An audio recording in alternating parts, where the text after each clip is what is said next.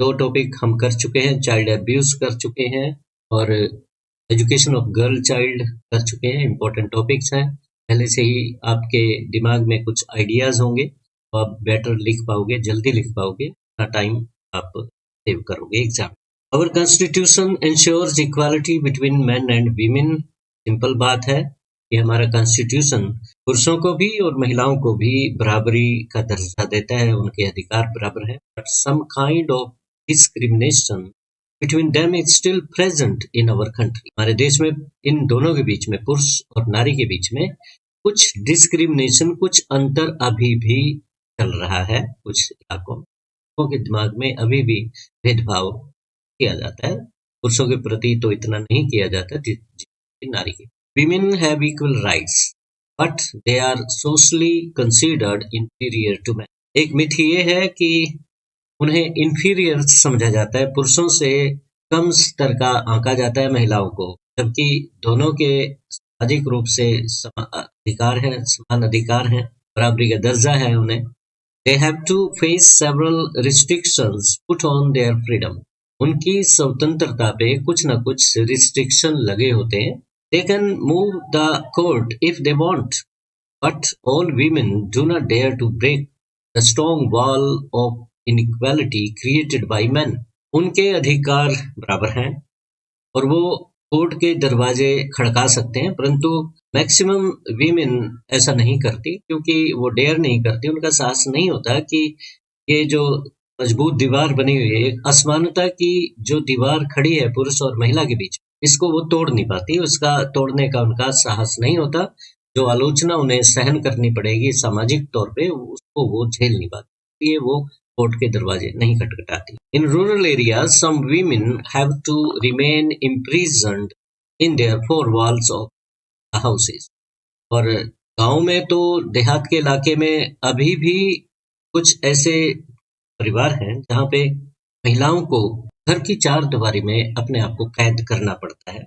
They are not allowed to move out freely. उन्हें बाहर गलियों में ऐसे ही घूमने की स्वतंत्रता, अपनी इच्छा से वो जा पाए, इधर उधर घूम सके बगैर पूछे, तो उन्हें आज़ादी नहीं है। They are not allowed to move out freely. They are not given proper education.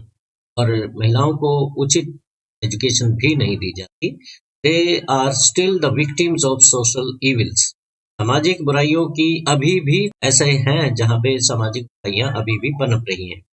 And consider it their right to torture and enslave them. ऐसे में पुरुष उनको टॉर्चर करने के लिए अपना अधिकार समझते हैं, उन्हें गुलाम बनाना, महिलाओं को गुलाम बनाना एक अधिकार के चलते हैं। But the situation in urban areas has changed greatly. Urban areas में situation बहुत ज़्यादा बदली है। The educated women are well aware of their rights and duties. जो शिक्षित महिलाएं हैं अपने अधिकारों को, अपने कर्तव्यों को अच्छी प्रकार से वो समझती हैं, जागरूक हैं। Even the educated men respect women's rights. Educated जो पुरुष हैं वो भी महिलाओं के अधिकारों की इज्जत करते हैं। The change is visible when we see women working shoulder to shoulder with men in every field of life. और इस चेंज को आप देख सकते हैं जब पुरुष के साथ कंधे से कंधा मिला के महिलाएं किसी भी क्षेत्र में काम कर रही होती है। The government is doing a lot in removing the gender discrimination from the country. और सभी सरकारें स्टेट की या सेंटर की कोशिश कर रही हैं कि ये जो जेंडर इनइक्वालिटी है इसको वो खत्म करें।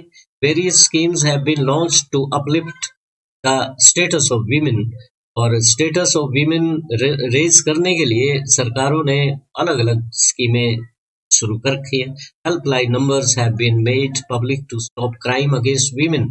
और महिलाओं के खिलाफ जो क्राइम होता है उसको रोकने के लिए उन्होंने नंबर भी जारी कर रखे हैं। शॉर्ट नंबर होते हैं, एकदम इस कार्रवाई करती है उस पर।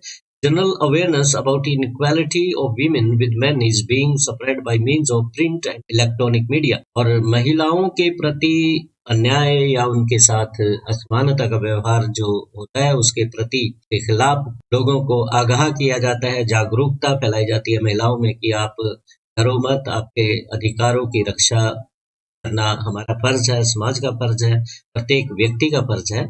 We hope that in near future there would be a great change in the mindset of men who are still backward in their thoughts. और हमें पूरी उम्मीद है कि आने वाले भविष्य में, आने वाले समय में पुरुषों के माइंडसेट में जो उनकी सोच है, जो उनका दृष्टिकोण है महिलाओं के प्रति, उसमें बहुत ज़्यादा बदलाव आने वाला है और इस बदलाव के साथ ही महिलाओं की जो स्थिति है और बेहतर बने। तो इस तरीके से आपको ये टॉपिक भी तैयार कर लेना है और जेंडर इनइक्वालिटी का भी टॉपिक यही बनता है। अगर टाइटल आपको ये आए जेंडर इनइक्वालिटी, तब भी इसी टॉपिक में से आप आइडियाज लेके आप, ये सैंपल है, आप चेंज कर सकते हैं ideas. Thank you very much. फिर मिलेंगे किसी और आर्टिकल के साथ, मैं आऊँगा। Till then have a nice day और do not forget to subscribe to my channel @Shirshpal Chauhan. Thank you very